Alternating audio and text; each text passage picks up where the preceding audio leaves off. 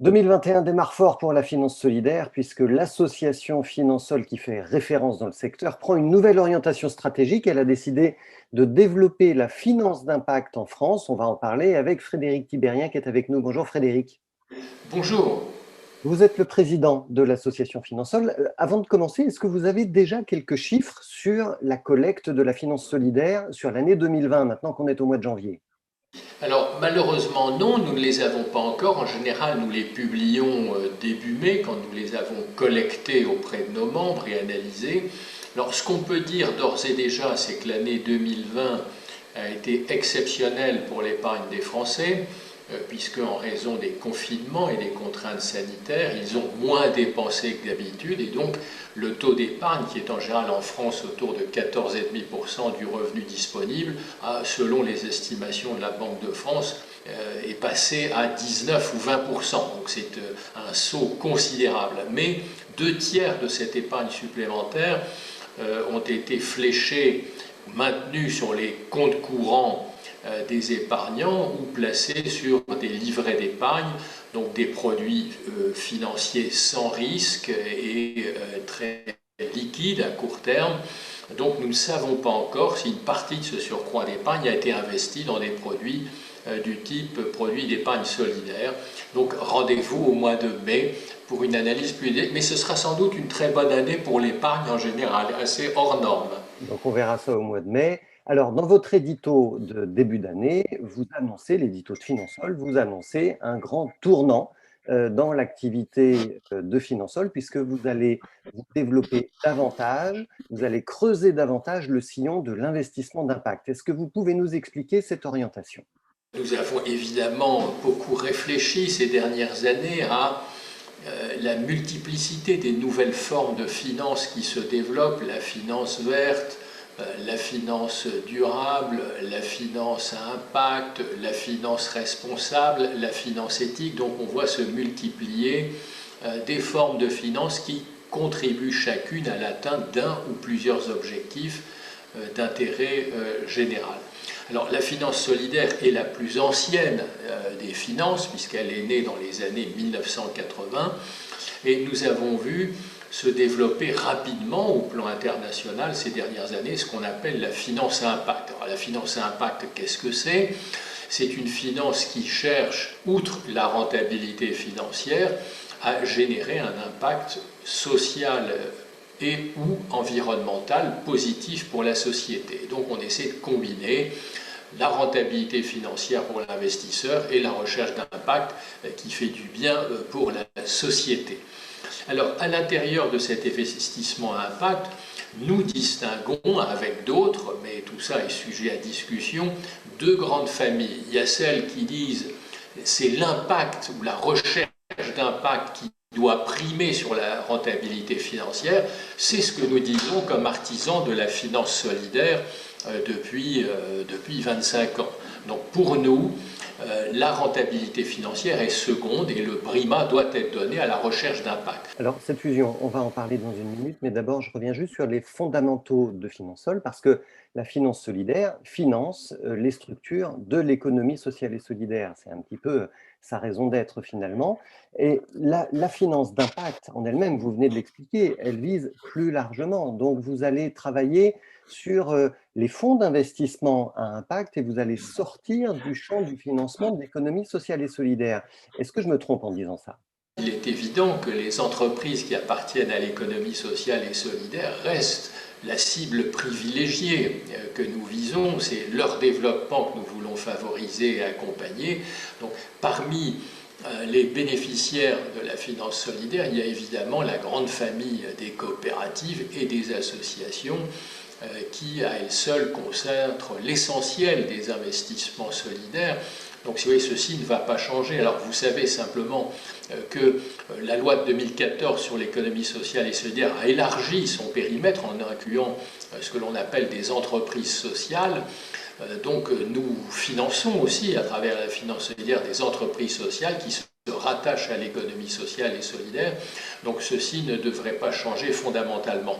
Alors, dans l'investissement à impact social, en revanche, vous avez raison, il y a très nombreux fonds d'investissement et donc qui ont une diversité de produits. C'est comme toutes les grandes banques, vous aurez des produits d'investissement responsable, des produits d'investissement durable en liaison avec l'atteinte des ODD. Et puis, il y aura aussi des produits d'investissement impact qui sont en train de se développer. Et donc, les banques ou les investisseurs ont une gamme de produits dans lesquels on va trouver toutes ces catégories. Et parmi celles-ci, il y aura évidemment des fonds à impact social qui vont chercher donc cette maximisation de l'impact et dans lesquels on trouvera probablement des entreprises de différents statuts. Il y en aura de l'économie sociale et solidaire, mais il y en aura d'autres qui pourront être des entreprises privées, comme nous en connaissons un certain nombre. Il y a des grands groupes cotés, je prends l'exemple très connu de Renault sur la mobilité, de Schneider sur l'accès à l'électricité, sur Danone qui travaille sur l'alimentation. Donc toutes ces entreprises ont développé des fonds à impact et des projets d'impact, et donc ceux-là auront aussi vocation à être financés par ces nouveaux investisseurs. Donc ça veut dire que vous allez travailler à la collecte de l'épargne des Français pour contribuer à alimenter ces fonds d'investissement-là, c'est bien ça? Alors ce sera une partie de cette activité, c'est développer effectivement l'épargne qui va s'investir sur des fonds d'investissement à impact social, comme aujourd'hui ces fonds vont vers par exemple les fonds 90-10 dans l'épargne salariale qui ont une partie solidaire. Donc ce seront des fonds qui mettront en avant la recherche d'impact avant la rentabilité financière, comme nous le faisons aujourd'hui, mais c'est vrai sur un périmètre élargi. Alors, vous avez aussi annoncé votre fusion, la fusion Finansol avec l'ILAB, le laboratoire qui travaille sur l'investissement à impact. C'est ce que vous avez annoncé dans votre éditorial et j'avais cru au départ que Finansol allait absorber l'ILAB et ce n'est pas tout à fait ce qui va se passer. Finansol a été un des fondateurs de l'ILAB et l'ILAB avait été créé il y a quelques années, en 2016, pour développer en France les contrats à impact social. Alors ces contrats, qui sont une innovation financière, cherchent à améliorer la performance des politiques publiques. Je prends un ou deux exemples. Diminuer le taux d'illettrisme pour les élèves qui sortent de l'école primaire. Leur but est vraiment de maximiser cet impact social ou environnemental. Et donc ils sont financés ou préfinancés par des investisseurs privés.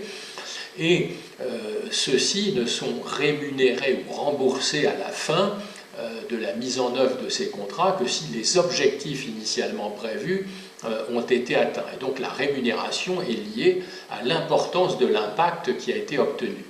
Et donc Finansol ayant été fondateur de cet Impact Invest Lab, qui est donc dans l'univers de l'impact social, nous avons pensé qu'il serait utile de fusionner puisque nous avons déjà là une expertise importante en matière d'impact social, d'autant que l'ILAB est chargé en France d'assurer la poursuite des travaux du G8 de Londres de 2013, qui est la grande réunion internationale dans laquelle a été relancé l'intérêt pour l'investissement à impact social. Et donc l'ILAB est en lien avec des organismes équivalents dans les pays étrangers, et ceci rejoint le but que je vous indiquais quant à notre fusion, c'est d'augmenter le rayonnement de la finance solidaire et de la finance à impact social, puisqu'en France nous sommes très en avance en dehors de notre pays, et de mieux nous insérer dans les travaux internationaux sur ce sujet. Et donc là-dessus,